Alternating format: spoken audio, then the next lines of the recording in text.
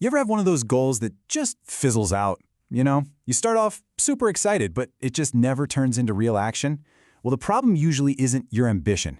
It's the architecture of the goal itself. So today, we're going to rebuild your entire approach from the ground up using this simple but really powerful three-pillar blueprint. Let's jump in.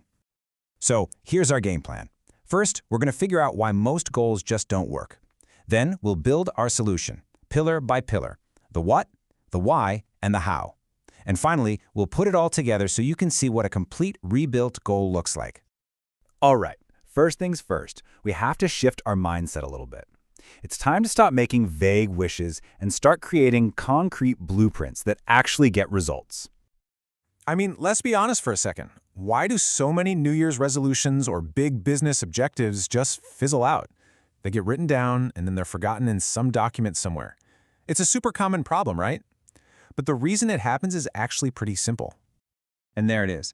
That's the core issue. We're dealing with wishes, not plans. A wish is just, well, it's hope. It doesn't have a direction or a real reason behind it or a finish line. It's just an idea floating out there. But a plan? A plan is something you can build on. So the solution is this three-pillar blueprint. Think of it like the architecture for a really solid building. First, you've got the what. That clearly defines your objective. Then you have the why, which gives you the motivation and shows the value. And finally, the how, gives you undeniable proof that you actually succeeded. When these three pillars work together, you get a goal that's truly built to last. Okay, let's lay the foundation with our very first pillar, the what. If you get this part right, honestly, everything else just kind of falls into place.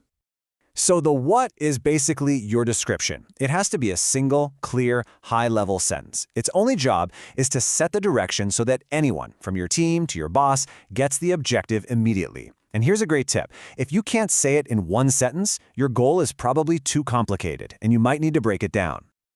And you can see this in action right here. Just look at the verbs they're using. Elevate, enhance, complete. They're strong, they're precise. This isn't just get better at customer service, it's elevate customer experience. That kind of clarity in the what immediately tells everyone what the mission is. Okay, so we know what we're doing, but now we need the purpose. Let's build our second pillar, the why. This is the engine that's going to drive the whole mission forward. The why is all about the impact. It answers that critical question. So what? Why are we even doing this? This is your motivation. It's your fuel. It's what connects your small individual effort to the bigger picture. And without a strong why, you're not going to get buy-in from others, and more importantly, you won't have the grit to push through when things get tough. Look at how the why gives everything so much more context here. Improving customer experience isn't just a nice idea. The why is to actually improve the company's customer experience index. Professional development isn't just about learning new stuff. The why is to directly contribute to the whole team's performance. See what I mean? It always connects the work to a real, valuable outcome. Okay, so we've got our direction and our motivation. Now for the final piece that makes it all real. Let's build our third and final pillar, the how. This is where ambition finally becomes achievement. The how is your measure of success. It answers the simple question: how will we know without any doubt that we are done? This is what turns a broad idea into a target you can actually hit. It's the specific, tangible evidence that defines the finish line. Without this, you're just running a race that has no end.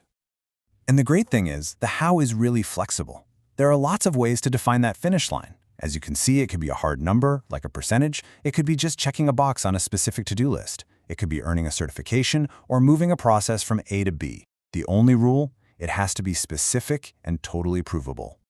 And the difference is just night and day. On the left side, you've got wishes: improve customer health, get better at cloud tech. But on the right, you have actual plans: drive at 2 to 5% improvement in a specific score, complete one specific certification. A solid how gets rid of all the gray area. You either did it or you didn't. Simple as that. I absolutely love this quote because it perfectly sums up the power of the how. It's not just another metric. It is the unambiguous proof of achievement. It's the final word on whether or not you succeeded. All right, let's put it all together. Let's assemble the full blueprint and see how these three pillars lock into place to create a goal that is truly bulletproof. Let's use a professional development goal as our final example. Okay, the what? Complete 20 hours of training. The why? because my improved skills will help my team perform better. And the how, complete one specific certification. You see how each pillar supports the others? There's no guesswork here. This is a goal you can actually go out and achieve. So now the question is for you. Think about a goal that's important to you right now, maybe for work or for yourself. How could you re-architect it using this 3-pillar blueprint?